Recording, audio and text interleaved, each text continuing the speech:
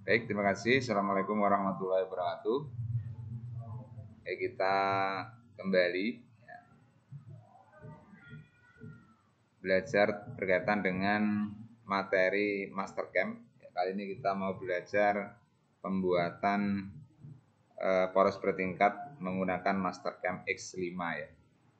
Di mana desain gambar yang akan kita buat seperti di layar ya. Untuk dimensi panjang 60, dimensi diameter paling besar 24 dan diameter yang kecil 16 mm. Untuk poros bertingkat ini kita buat dengan Mastercam X5. Ya, kita buka dulu di Mastercam X5.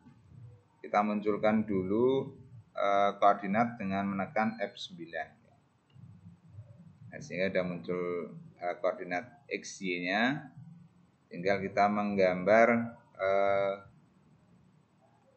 desain dari poros bertingkat. Nah, coba kita gambar di Mastercam X5. Pertama kita ambil garis, kita klik di tengah, klik ke atas ya, diarahkan ke atas, klik di sembarang, nilainya kita rubah menjadi 8 ya. Kita enter. 8 ini kaitannya dengan dimensi diameter daripada poros pertama ya, tingkat pertama. Dari situ nanti ke arah kiri sejauh 28 ya. Oke, dari sini ambil garis lagi. Sudah ada ini, masih perintah garis. Klik di sini, di sembarang nggak masalah. Terus bagian ini kita isi 28 ya. Kita enter. Nah, setelah seperti ini kita kecilkan, kita buat diameter sekarang bertingkat menjadi 16 ke 24 ya. Jadi kita tinggal menambah 4 poin lagi ya. Setengah daripada ini 16, setengah daripada ini 12, jadi sudah 8, tinggal ngasih 4 lagi ya.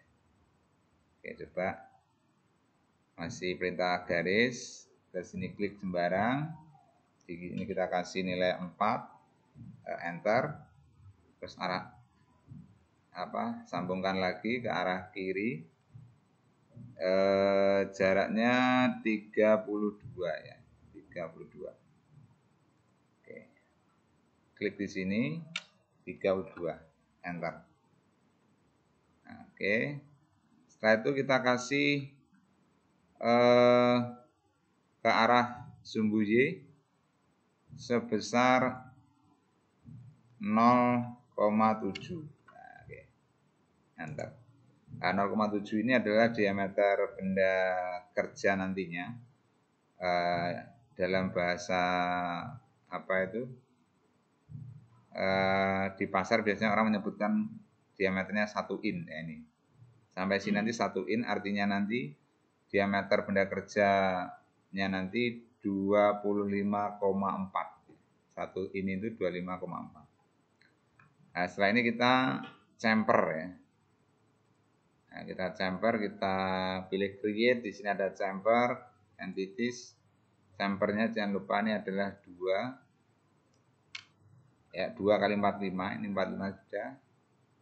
Kita klikkan di horizontal dan vertikal untuk membentuk chamfernya. Misal bagian ini kita chamfer 1 misalnya. 1 enter. Klik di horizontal, klik di vertikal. Ya, seperti ini. Oke, gambar desainnya sudah. Jadi di saat kita membuat benda kerja untuk mesin bubut, kita cuma membuat 1 face saja tidak masalah. Nanti akan benda kerja ini nanti kita buat setengahnya. Karena ini mesin bubut, prinsip kerja mesin bubut kan berputar. Jadi kalau kita membuat di bidang atas ini nanti bawahnya juga otomatis sudah ngikut. nggak perlu di mirror gitu ya. Oke, dari sini sudah, kita tinggal mesin ya, LED default. Nah, terus kita klik di sini stock setup ya. Terus di sini adalah gambar, ya ini adalah benda kerjanya nanti ya. Kita ibaratkan diameternya 25,4. Nah, ingat koma itu diganti dengan titik ya. Terus panjang benda kerja misal 100 ya. Terus untuk Z-nya kita tambah menjadi 2. Nah, kenapa kita tambah? Supaya benda kerja itu dia melebihi benda kerja yang kita buat ya. Karena nanti kan dilakukan proses pemesinan. Kita klik di sini, nah maka benda kerja itu nanti akan lebih ini. Ini adalah strip ini adalah gambar benda kerja nantinya. Nah, ada ini. Setelah itu kenapa panjang 100? Karena benda kerja itu nanti kan dicekam juga. Nah, sekarang kita cak ya, Joe atau pencekamnya. Kita pilih pencekamnya itu di OD1 ya. Nah, ini masih bisa dicekam. Nanti kalau benda kerjanya besar, kita justru tidak bisa menggunakan cekam ini. Harus dibalik ini cekamnya. Jadi ini berkaitan dengan pencekaman nantinya. Kita selain mendesain, memprogram, kita juga harus memperhatikan nanti di benda kerja di mesin nanti prosesnya seperti apa. Kita harus bisa memilih sejak kita program ya. Terus dari sini kita pilih diameternya tidak usah, tidak apa.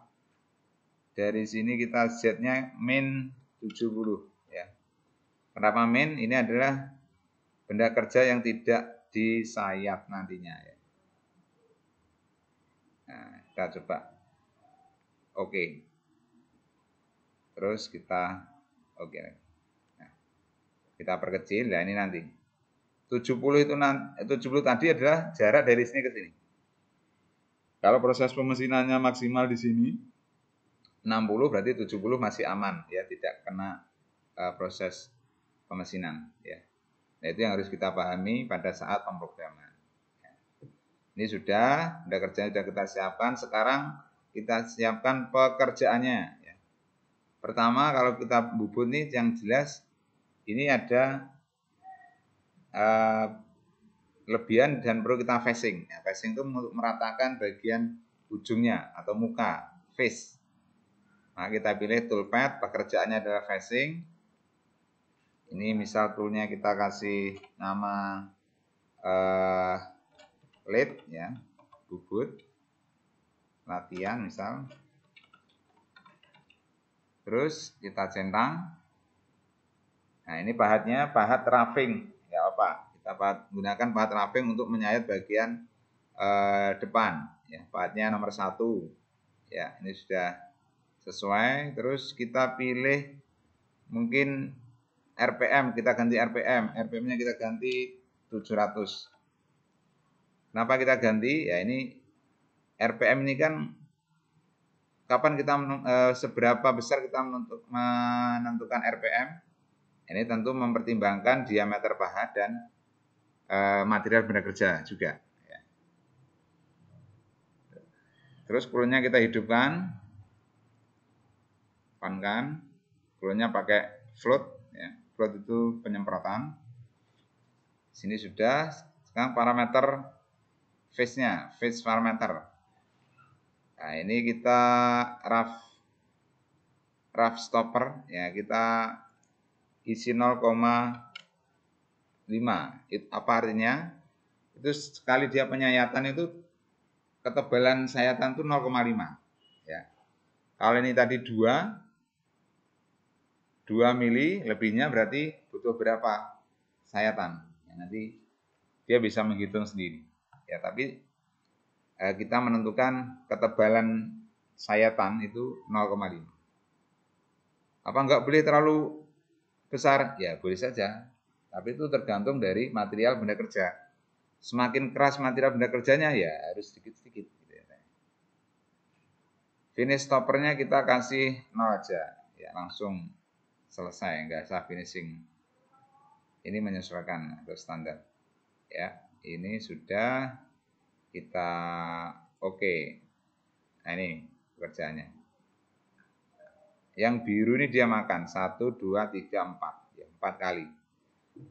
2 mili sekali makan 0,5 berarti kan butuh 4 kali pemakanan. Dia maksudnya. Semakin kecil berarti nanti semakin banyak.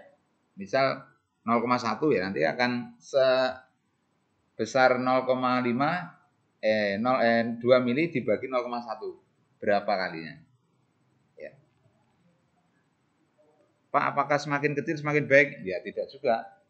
Kalau materialnya lunak kita kasih kecil-kecil kan mana manfaatnya karena nanti kan juga perhitungan waktu juga ya semakin lama. Oke, sekarang pekerjaan kedua adalah roughing ya. Toolpath roughing. Ini dari sini kita pilih. Nah, pekerjaan ini kan dari sini ke sini. Set ini. Nah, ini kita menggunakan kita awali di sini. Ini ada tanda panahnya ke arah kanan, berarti ini kebalik. Padahal pekerjaannya dari sini ke sini. Nah, kita balik dengan ini.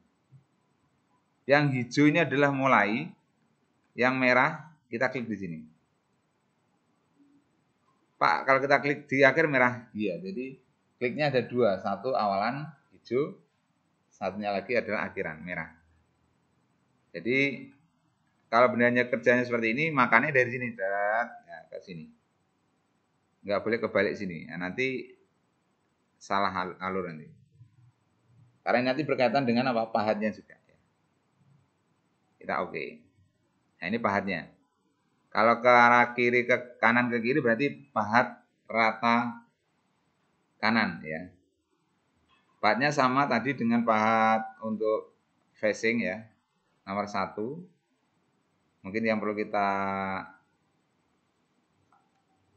ganti adalah di RPM-nya ya. Kita setting RPM-nya menjadi 700 sama dengan yang tadi di facing. Perlunya kita hidupkan.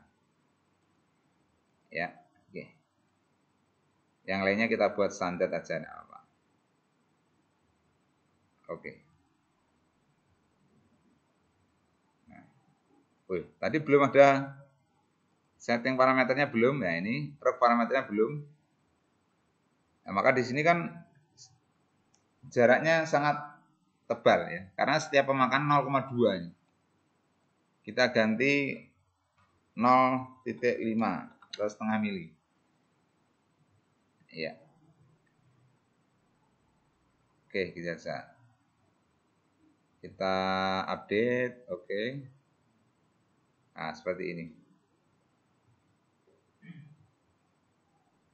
Nah, oke kita. Nah.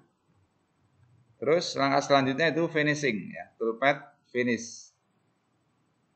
Ya, jadi proses pemesinan itu ada pemakanan kasar dan pemakanan halus ya. Ini proses finishingnya terakhir. Yang ujung tadi nggak usah kita kasih finishing ya.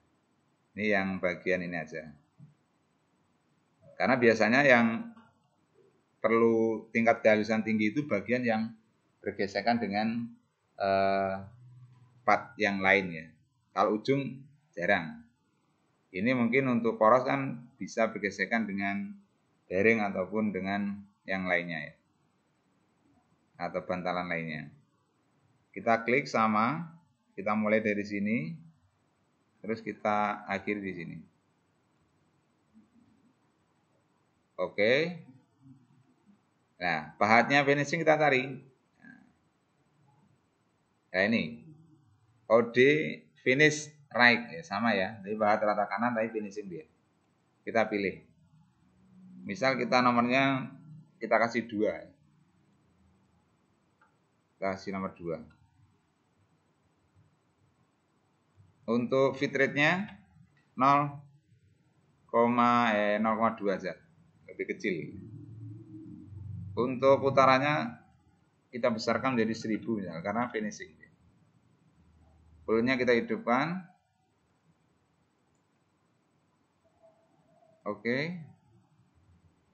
Nah, ini. Finish parameternya dari 0,2 ya. Atau ya lebih kecil mestinya, 0,1 lah. Nah, lebih kecil. Oke, ini sekali aja. Oke, sudah. Setelah sudah berarti kita pilih semuanya di sini. Kita eksekusi. Kita lihat, kita kurangi kecepatan biar dapat kita perhatikan dengan baik. Tadi pacing, sekarang roughing.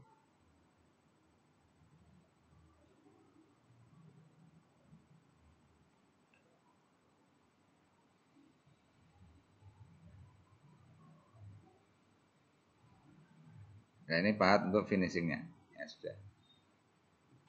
Nah, kita bisa munculkan namanya G-code-nya ya. Nah, G-code-nya kita pasang di sini. G-code berkaitan dengan proses pembuatan poros bertingkat ya. Nah, ini. G-code-nya sampai ini. Nggak ada nomornya ini. Banyak juga. Oke, baik, terima kasih.